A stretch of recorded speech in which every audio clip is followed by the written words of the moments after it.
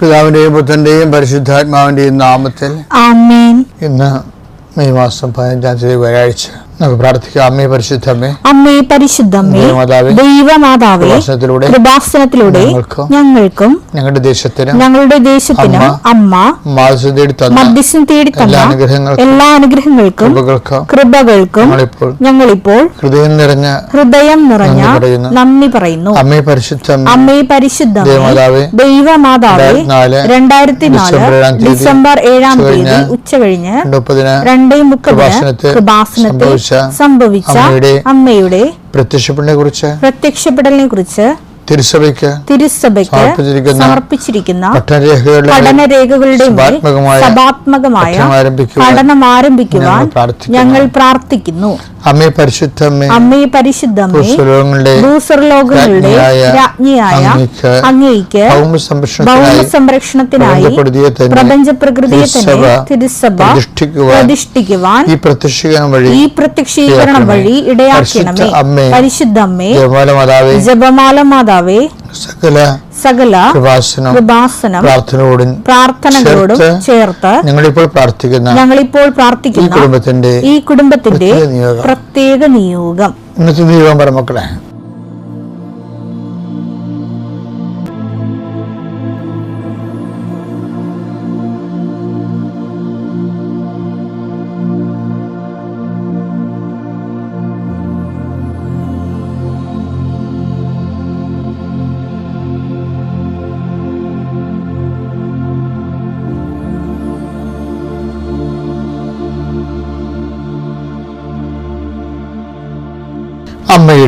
അമ്മയുടെ പ്രത്യക്ഷീകരണത്തിന്റെ അനുഗ്രഹവേളയിൽ ഞങ്ങൾക്ക് സാധിച്ചു തരുവാൻ കനിയണമേ. ആമേൻ. വിശ്വാസ പ്രമാണം. സർവശക്തനായ പിതാവും ആകാശത്തിന്റെയും ഭൂമിയുടെയും സൃഷ്ടാവുമായ ദൈവത്തിൽ ഞാൻ വിശ്വസിക്കുന്നു. അവിടുത്തെ ഏകപുത്രനും ഞങ്ങളുടെ കർത്താവുമായ ഈശോമിശിഹായിലും ഞാൻ വിശ്വസിക്കുന്നു. ഈ പുത്രൻ പരിശുദ്ധാത്മാവിനാൽ ഗർഭസ്ഥനായി കന്യകാമറിയത്തിൽ നിന്ന് പിറന്ന് പൊന്തിയോസ് പീലാത്തോസിന്റെ കാലത്ത് പീഡകൾ സഹിച്ച് കുരിശിൽ തറയ്ക്കപ്പെട്ട് മരിച്ച് അടക്കപ്പെട്ട് പാതാളങ്ങളിൽ ഇറങ്ങി മരിച്ചവരുടെ ഇടയിൽ നിന്ന് 3-ാം നാൾ ഉയർത്ത് സ്വർഗത്തിലേക്ക് എഴുന്നള്ളി സർവശക്തിയുള്ള പിതാവായ ദൈവത്തിന്റെ വലതുഭാഗത്തിരിക്കുന്നു. അവിടെ നിന്ന് ജീവിക്കുന്നവരെയും മരിച്ചവരെയും വിധിക്കുവാൻ വരുമെന്നും ഞാൻ വിശ്വസിക്കുന്നു. പരിശുദ്ധാത്മാവിലും ഞാൻ വിശ്വസിക്കുന്നു. വിശുദ്ധ കത്തോലിക്കാ സഭയിലും പുണ്യവാന്മാരുടെ ഐക്യത്തിലും പാപങ്ങളുടെ മോചനത്തിലും ശരീരത്തിന്റെ ഉയർപ്പിലും നിത്യമായ ജീവിതത്തിലും ഞാൻ വിശ്വസിക്കുന്നു. ആമേൻ. സ്വർഗ്ഗസ്ഥനായ ഞങ്ങളുടെ പിതാവേ, അങ്ങയുടെ നാമം പൂജിതമാകണമേ. അങ്ങയുടെ രാജ്യം വരണമേ. അങ്ങയുടെ തിരുമനസ് സ്വർഗത്തിലെ പോലെ ഭൂമിയിലും ആകണമേ. അന്നു വേണ്ടുന്ന ആഹാരം ഇന്ന് ഞങ്ങൾക്ക് തരണമേ. ഞങ്ങളോട് തെറ്റ് ചെയ്യുന്നവരോട് ഞങ്ങൾ ക്ഷമിക്കുന്നത് പോലെ ഞങ്ങളുടെ തെറ്റുകൾ ഞങ്ങളോടും ക്ഷമിക്കണമേ. ഞങ്ങളെ പ്രലോഭനത്തിൽ ഉൾപ്പെടുത്തരുതേ, തിന്മയിൽ ഞങ്ങൾ രക്ഷിക്കണമേ. ആമേൻ. നന്മ നിറഞ്ഞ മറിയമേ, സ്വസ്തി. കർത്താവ് അങ്ങയുടെ കൂടെ സ്ത്രീകളിൽ അങ്ങ് അനുഗ്രഹിക്കപ്പെട്ടവളാകുന്നു. അങ്ങയുടെ ഉദരത്തിൻ ഫലമായി ഈശോ അനുഗ്രഹിക്കപ്പെട്ടവനാകുന്നു. പരിശുദ്ധ മറിയമേ, തമ്പുരാന്റെ അമ്മേ, പാപികളായ ഞങ്ങൾക്ക് വേണ്ടി ഇപ്പോഴും ഞങ്ങളുടെ മരണസമയത്തും തമ്പുരാനോട് അപേക്ഷിക്കണമേ. ആമേൻ. ഈ പ്രാർത്ഥനയിൽ പങ്കെടുക്കുന്ന അങ്ങയുടെ എല്ലാ മക്കളുടെയും ആവശ്യങ്ങളെ അങ്ങ് ഏറ്റെടുക്കണമെന്ന് പ്രാർത്ഥിക്കുന്നു. ദീർഘനാളായിട്ട് കർത്താവ് കാത്തിരിക്കുന്ന വിഷയങ്ങളുണ്ട് ഈശോയെ, അത് ഇന്ന് നിറവേറണമേ എന്ന് പ്രാർത്ഥിക്കുന്നു.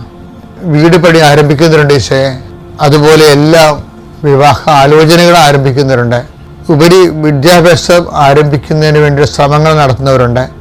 അങ്ങനെ എല്ലാ ആരംഭങ്ങളെയും അങ്ങനെ തിരുസന്നിധിയിൽ ആശീർവാദത്തിനായി സമർപ്പിക്കുന്നു. കർത്താവേ, ഞങ്ങളുടെ ജീവിതത്തിൻ്റെ ഇന്നത്തെ ആശങ്കകൾ ചില വ്യക്തികളെ കാണുമ്പോൾ എന്ത് സംഭവിക്കും, ഇങ്ങനെ ഓരോരോ വിഷയത്തിന് എന്ത് സംഭവിക്കും, അപ്പോഴും എന്ത് സംഭവിക്കും, ഞാൻ എന്ത് പറയണം, എനിക്ക് എന്ത് പറയാൻ പറ്റും, ഞാൻ ആഗ്രഹിക്കാത്ത സിറ്റുവേഷൻസ് ഉണ്ടാകുമോ എന്നൊക്കെ വിചാരിച്ച് ആശങ്കപ്പെടുന്ന സാഹചര്യങ്ങളുണ്ട്, വ്യക്തിയുടെ സംഭാഷണങ്ങളുണ്ട്. അതെല്ലാം കർത്താവിൻ്റെ നാമത്തിൽ ആശീർവദിക്കുകയും ദൈവത്തിൻ്റെ സാന്നിധ്യം ഉറപ്പുവരുത്തുന്നതിന് പരിശുദ്ധമ്മ ദേവമാതാവിനെ ഏൽപ്പിക്കുകയും ചെയ്യുന്നു. ജോലി അന്വേഷിച്ച് പോകുന്നവരുണ്ട് ഈശോയെ, നഷ്ടപ്പെട്ട ജോലി വീണ്ടെടുക്കാൻ വേണ്ടി പരിശ്രമിക്കുന്നവരുണ്ട് ഈശോയെ, ജപ്തി നടപടികളെ പരിഹരിക്കുന്നതിന് വേണ്ടിയുള്ള പരിശ്രമങ്ങൾ നടത്തുന്നവരുണ്ട് ഈശോയെ. അവരെല്ലാം കർത്താവിൻ്റെ നാമത്തിൽ ഈ നിമിഷം ആ വിഷയത്തിന് അനുഗ്രഹിക്കപ്പെടട്ടെ എന്ന് പ്രാർത്ഥിക്കുന്നു. ദീർഘകാലമായ മൂക്ക്, ഇടത് മൂക്ക് ഇങ്ങനെ അടഞ്ഞിരിക്കുന്നവരുണ്ട്. അത് കർത്താവ് തുറന്നു തരുന്നതായിട്ട് സന്ദേശമുണ്ട്. കർത്താവിൻ്റെ ഉന്നതമായ നാമത്തിൽ, സഭയുടെ അധികാരത്തിൽ, കുരിശിൻ്റെ അടയാളത്തിൽ, ദൈവശക്തിയാൽ നീ നിന്റെ കുടുംബം ഈശോ നാമത്തെ അനുഗ്രഹിക്കപ്പെടട്ടെ. നിന്റെ ഇന്നത്തെ വഴിയാത്രകൾ, യാത്ര ലക്ഷ്യങ്ങൾ, അതിൽ നിലനിൽക്കുന്ന തടസ്സങ്ങൾ കർത്താവിനെ നീങ്ങിപ്പോട്ട് പ്രാർത്ഥിക്കുന്നു. നീ ഏറ്റെടുത്തിരിക്കുന്ന ഉത്തരവാദിത്തങ്ങൾ അത് ചെയ്തു തീർക്കുന്നതിന് വേണ്ടി പലരുടെയും സഹായം നിനക്ക് ആവശ്യമുണ്ട്. ആ വ്യക്തികൾക്കെല്ലാം രോഗവും ക്ഷീണവും പ്രയാസങ്ങളുമാണ്. അവരെല്ലാം കർത്താവ് ശ്രദ്ധിക്കുകയും അവർ നിന്നോട് സഹകരിക്കുന്നതിന് വേണ്ടി പ്രത്യേകമായ കൃപയുണ്ടാകാൻ വേണ്ടി ഇടയ്ക്ക് പ്രാർത്ഥിക്കുന്നു. എൻ്റെ കർത്താവിനുമായ നാമത്തിൽ, സഭയുടെ അധികാരത്തിൽ, കുരിശിൻ്റെ അടയാളത്തിൽ നീ അനുഗ്രഹിക്കപ്പെടുമ്പോൾ വല്ലാത്ത മടുപ്പാണ്. ഒന്നും ചെയ്യാൻ തോന്നണില്ല, ഒരു കാര്യം ചെയ്തിട്ട് ഒരു കാര്യമില്ല എന്ന് വിചാരിച്ചുകൊണ്ട് മനസ്സിടിഞ്ഞിരിക്കുന്നവരുണ്ടാകും. കർത്താവിൻ്റെ വിശുദ്ധ രക്തം തളിക്കപ്പെടുകയും നീ പുനരുജ്ജീവിക്കുകയും ചെയ്യട്ടെ പ്രാർത്ഥിക്കുന്നു.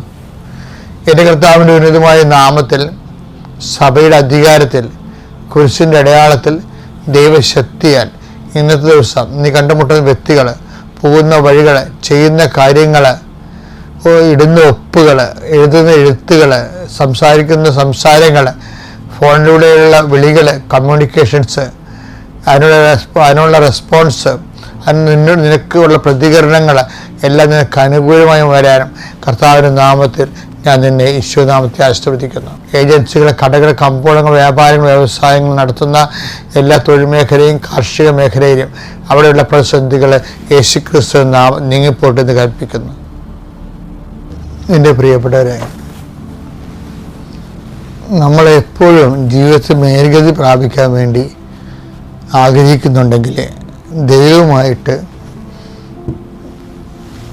കുറച്ചുകൂടി മെച്ചമായ റിലേഷൻസ്, ദൈവമായിട്ട് മെച്ചമായ റിലേഷൻസ് കീപ്പ് ചെയ്യാൻ ഉദ്ദേശിക്കുന്നുണ്ടെങ്കിൽ, പട്ടക്കാരന് ആത്മാവ് വളരുക എന്നൊക്കെ പറയുമായിരുന്നു. പക്ഷേ ആത്മാവ് വളരുക എന്ന് പറയുമ്പോഴും നമ്മളെപ്പോഴും ശ്രദ്ധിക്കേണ്ട ഒരു വിഷയം എന്ന് പറയുന്നത്, ഓരോ കാര്യം ചെയ്യുമ്പോഴും അതുകൊണ്ട് ദൈവത്തിന് എന്ത് പ്രയോജനം, ഏറ്റവും വലിയ നമ്മൾ ഒരു വിഷയം ഡിസേൺ ചെയ്യാൻ, ഇപ്പം ഡിസേൺമെൻ്റ് ഓഫ് ദി സ്പിരിറ്റ്, പ്രവർത്തനങ്ങളുടെ ഡിസേൺമെൻ്റ് ഇല്ലേ, വിവേചനം. ആ പ്രവർത്തനങ്ങളുടെ വിവേചനം ദൈവികമാണോ മാനുഷികമാണോ പൈശാചികമാണോ എന്നറിയാൻ വേണ്ടി ഉള്ള ഒരു നടപടിക്രമം എന്ന് പറയുന്നത്, ഇതുകൊണ്ട് ദൈവത്തിന് എന്ത് പ്രയോജനം എന്നുകൂടി. ഇപ്പം നിൻ്റെ കുടുംബകാര്യമാകാം, ചിലപ്പോൾ നിൻ്റെ പഠനകാര്യമാകാം, ചിലപ്പോൾ നിൻ്റെ പരീക്ഷക്കാര്യമാകാം, ചിലപ്പോൾ നിൻ്റെ ആരോഗ്യ പ്രശ്നമാകാം, നിൻ്റെ തൊഴിൽപരമായ കാര്യങ്ങളാകാം. പക്ഷേ അവിടെയെല്ലാം നീ ഒരു ചോദ്യത്തിന് ഉത്തരവിടണം. മനുഷ്യൻ എടുക്കാത്തൊരു ചോദ്യമാണത്. എന്താണ്? ഞാൻ ഇങ്ങനെ ചെയ്യുന്നത് കൊണ്ട് ദൈവത്തിന് എന്ത് പ്രയോജനം? അപ്പോൾ ദൈവത്തിൻ്റെ ഒരു പ്രയോജനം കണ്ടുപിടിച്ചു കഴിഞ്ഞാൽ പിന്നെ എന്താ പ്രശ്നം വെച്ച് കഴിഞ്ഞാൽ അതിന് ഒരു സീല് കിട്ടും. എന്താണ്? സ്വർഗത്തിൻ്റെ ഒരു സീല് കിട്ടും. ഉടമ്പടി എന്ന് പറയുന്ന സംഭവം നിലനിൽക്കണം എന്തിലാണ്? അത് ഇവിടുന്ന് എനിക്ക് കിട്ടിയത്, കാനായിലെ കല്യാണ വീട്ടിൽ അമ്മ അവിടെ പ്രസൻ്റായിരുന്നു. പ്രസൻ്റ് ആകുമ്പോഴും അവിടെ വീഞ്ഞ് തികയാതെ വന്നത് കൊണ്ട് ആണ് അവൻ്റെ അമ്മ ഈശോയോട് പറഞ്ഞെന്ന്. അതിൻ്റെ ഓരോ വാക്കിനും ഭയങ്കര പ്രാധാന്യമാണ്. വീഞ്ഞ് തികയാതെ വന്നതുകൊണ്ട് അവൻ്റെ അമ്മ ഈശോയോട് പറഞ്ഞു. ആ വാക്കെല്ലാം കറക്റ്റാണ്. വീഞ്ഞ് തികയാതെ വന്നത് ഭയങ്കര സീരിയസ് വിഷയമാണ്. ഈശോയുടെ അമ്മ ഒരു സീരിയസ് വിഷയമാണ്. ഈശോയോട് പറഞ്ഞു എന്ന സീരിയസ് വിഷയമാണ്. കാര്യം അമ്മയുടെ ഒരു വിഷയം എന്ന് പറയണത് how to introduce Jesus to the world. മറിയത്തിൻ്റെ വിഷയം അതായിരുന്നു. നമ്മളൊക്കെ പെട്ടെന്നവർക്ക് മറിയത്തിൻ്റെ വിഷയം ആ കാനായിലെ കല്യാണത്തിൽ വെള്ളം വീഞ്ഞാക്കുന്ന അങ്ങനെ ഒരു ഉദ്ദേശവും ഇല്ല. അത് സെക്കൻഡറി പോലും അല്ല. ശരിക്കും പറഞ്ഞാൽ അമ്മയുടെ ഉദ്ദേശം എന്താണ്? ഈശോ ആരാണെന്നതിനെ കുറിച്ച് അമ്മയ്ക്ക് നല്ല അറിവുണ്ട്. ഈ ഈശോനെ മനുഷ്യർക്ക് പ്രയോജനകരമായ രീതിയിൽ ദൈവത്തിൻ്റെ ഈ രക്ഷാകര സംവിധാനത്തിൻ്റെ പേരാ ക്രിസ്തു. അതിനെ ജനങ്ങൾക്ക് ജനകീയമായ രീതിയിൽ ശരിക്കും പറഞ്ഞാൽ ഈശോയെ ജനകീയവൽക്കരിച്ചത് ഈശോയുടെ കുരിശുമരണവും ഉയർത്തുന്ന പോലല്ല. നമുക്ക് എല്ലാത്തിനും ഒരു അക്കാഡമിക് തലങ്ങളുണ്ടാകും, ഒരു സാങ്കേതിക ടെക്നിക്കൽ തലങ്ങളുണ്ടാകും, ഒരു ജനകീയ തലമുണ്ടാകും. ഇപ്പം മൊബൈൽ നമ്മൾ ഇഷ്ടപ്പെടുന്നു, അത് ടെക്നിക്കൽ പെർഫെക്ഷൻ കൊണ്ടല്ല ഇഷ്ടപ്പെടുന്നത്, അത് നമുക്ക് മനസ്സിലായില്ലേ? അത് ജനകീയം. മൊബൈൽ എങ്ങനെ ജനകീയമായി? 90 വയസ്സുള്ളവർക്ക് മൊബൈൽ ആവശ്യമുണ്ട്. ആ ടെക്നിക്കൽ പെർഫെക്ഷൻ ആണല്ലോ പ്രശ്നം, അത് ആവശ്യമാണല്ലോ, അല്ലാതെ നമുക്ക് ഒരു ഇല്ലല്ലോ. പക്ഷേ പ്രാക്ടിക്കലി ഇമ്മീഡിയറ്റ് എല്ലാ വിഷയത്തിനും ഒരു ഇമ്മീഡിയറ്റ് ചാർജിങ് ഉണ്ട്. അതെന്ന് വെച്ച് കഴിഞ്ഞാൽ അത് അതിൻ്റെ ജനകീയ വിഷയം എന്താണ്? അമ്മ നോക്കിയെന്ന് വെച്ച് കഴിഞ്ഞാൽ ഈശോനെ എങ്ങനെ ജനകീയമാക്കാം, 10 മനുഷ്യർക്ക് പ്രയോജനമുള്ള രീതിയിൽ എങ്ങനെയാക്കാൻ പറ്റും. അപ്പം അമ്മയ്ക്ക് അറിയാമായിരുന്നു. പരിശുദ്ധാത്മാവ് അമ്മയുടെ ഉള്ളിൽ ഇരുന്നിട്ട് എപ്പോഴും പറയുമായിരുന്നു, മേരി നിനക്ക് മാത്രമേ ഇൻട്രൊഡ്യൂസ് ചെയ്യാൻ പറ്റത്തുള്ളൂ, എനിക്ക് പറ്റത്തില്ല, പിതാവിന് പറ്റത്തില്ല. ഞങ്ങൾക്ക് പറ്റണത് ഈശോയെ മനുഷ്യാവതാരത്തിലാക്കാനേ പറ്റത്തുള്ളൂ. പക്ഷെ മനുഷ്യരുടെ മുമ്പിൽ പരിചയപ്പെടുത്തുക എന്നുള്ളത് വി കാൻ ഡു ഇറ്റ്, അത് നിനക്കേ പറ്റത്തുള്ളൂ എന്ന് പറഞ്ഞുകൊണ്ട് എപ്പോഴും പരിശുദ്ധാത്മാവ് ഇങ്ങനെ മേരിയെ ഇങ്ങനെ ഇൻട്രൊഡ്യൂസ് ചെയ്തുകൊണ്ടിരിക്കും. അപ്പോൾ അമ്മ ഒരു തക്കം നോക്കി അങ്ങനെ ഇരിക്കരുത്. അപ്പോഴാണ് കാനായിലെ കല്യാണത് ഒരു കഥയുമില്ലാത്ത കാര്യമാണ്. അവിടെ ഒരു അമ്മയ്ക്ക് കിട്ടിയ ചാൻസാണ് കച്ചിത്രം പോലെ. എന്താണ് ഈശോയെ ഇൻട്രൊഡ്യൂസ് ചെയ്യണമെന്ന് പറഞ്ഞുകൊണ്ട് ഇങ്ങനെ പരിവേഷം കൊണ്ട് നടന്ന ആളിനെ, ആക്രാന്തം പിടിച്ച് നടന്ന ആളിനെ പെട്ടെന്ന് കിട്ടിയൊരു അവസരമാണ് വീഞ്ഞ് ചെയ്യാതെ വന്ന കാര്യങ്ങൾ. യോഹന്നാൻ 2:3. അവിടെ വീഞ്ഞ് തീർന്നു പോയപ്പോൾ യേശുവിന്റെ അമ്മ അവനോട് പറഞ്ഞു അവർക്ക് വീഞ്ഞില്ല. അത് വലിയ വിഷയമല്ലായിരുന്നു ശരിക്കും പറഞ്ഞു. അതുകൊണ്ടാണ് എനിക്ക് നിനക്ക് എന്താണ് ആ വീട്ടിൽ വീഞ്ഞ് തന്നത്, നമ്മളെന്ത് ചെയ്യാനൊക്കെ. ഈശോ പെട്ടെന്ന് ആ വിഷയത്തെ ഭയങ്കര എന്താണ് അതിൻ്റെ ഒരു നിരർത്ഥക തലമാണ് ആദ്യം പറയണത്. പിന്നെയാണ് അമ്മ ആ സ്റ്റേജിൽ തന്നെ നിന്നപ്പോൾ ഈശോയ്ക്ക് മനസ്സിലായി മദർ ഈ വിഷയത്തിൽ മാറുന്നില്ലെന്ന് മനസ്സിലായി. മദർ ആ വിഷയത്തിൽ മാറുന്നില്ലെന്ന് ഈശോയ്ക്ക് മനസ്സിലാകണം. അത് മദർ വേറെ ആരെങ്കിലും ആണ് നിന്നെങ്കിൽ ആ മദറിൻ്റെ സ്ഥാനത്ത് നിന്ന് ഒക്കത്തില്ല. ഇപ്പോൾ പത്രോസാണ് ഹോൾഡ് ചെയ്യണമെങ്കിൽ പത്രോസ് ആ വിഷയത്തിൽ മാറുന്നില്ലെങ്കിൽ ഈശോയ്ക്ക് അത് ഡോണ്ട് മൈൻഡ്. പക്ഷെ മദർ മാറാതിരിക്കുമ്പോൾ ഈശോ പല രീതി ബൗണ്ടഡാണ്. ഹ്യൂമൻ എക്സിസ്റ്റൻസ് എന്ന് പറഞ്ഞ രീതിയിൽ കർത്താവിനൊരു മനുഷ്യാവതാരം കൊടുത്തതിൽ അത് നേർ പങ്കാളിയാണ് ഇവർ. അപ്പം അവരാ സിസ്റ്റർ സ്റ്റേണായിട്ട് നിന്നത് കാരണം ഈശോ അത് സീരിയസ് ആയിട്ട് പിന്നെ എടുക്കേണ്ടി വന്നു ഈശോയ്ക്ക്. അപ്പോൾ എപ്പോഴും നമ്മൾ ഇന്ന് എല്ലാ ഈശോയെ സ്റ്റേണെന്ന് വെച്ചാൽ ആ വീട്ടിൽ വീഞ്ഞ് തീർന്നിട്ട് അവിടെ വീഞ്ഞുണ്ടാക്കി കൊടുക്കുക എന്നുള്ളതല്ല പ്രശ്നം. മറിച്ച് ആ ഒരു വകുപ്പെടുത്തുകൊണ്ട് ഈശോനെ ഇൻട്രൊഡ്യൂസ് ചെയ്യുക ലോകത്തിനെ. അതാണ് പിന്നീട് അത് പൗലോസ് മനസ്സിലാക്കാൻ എന്തുമാത്രം സമയമെടുത്തു അല്ലേ? പൗലോസ് ഈ പൗലോസും അമ്മയും തമ്മിൽ കണ്ടുമുട്ടിയിട്ടില്ല എന്തുണ്ടെങ്കിലും പൗലോസ് വർഷങ്ങൾക്ക് ശേഷം കണ്ടു മനസ്സിലാക്കിയതെല്ലാം ആദ്യം അതിൻ്റെ ബ്ലൂ പ്രിൻ്റ് ഇറക്കണ അമ്മയാണ്. എന്താണ് പൗലോസ് എന്താ പറയുന്നത്? യേശുക്രിസ്തു എല്ലാമാണെന്ന് പറയും. ക്രോസസ് 3:14. ഇവിടെ ഗ്രീക്കുകാരനെന്നോ യഹൂദനെന്നോ പരിച്ഛേദിതനെന്നോ അപരിച്ഛേദിതനെന്നോ അപരിഷ്കൃതനെന്നോ സിദിയനെന്നോ അടിമയെന്നോ സ്വതന്ത്രനെന്നോ വ്യത്യാസമില്ല. പിന്നെയോ ക്രിസ്തു എല്ലാമാണ്, എല്ലാവരിലുമാണ്. ഈശോയുടെ അമ്മയാണ് ആദ്യം കണ്ടുപിടിച്ചത് ക്രിസ്തു എല്ലാമാണെന്നുള്ളത്. അപ്പം അതുകൊണ്ട് എപ്പോഴും നമ്മൾ സദ്യം അമ്മയെപ്പോലെ ചിന്തിക്കണം.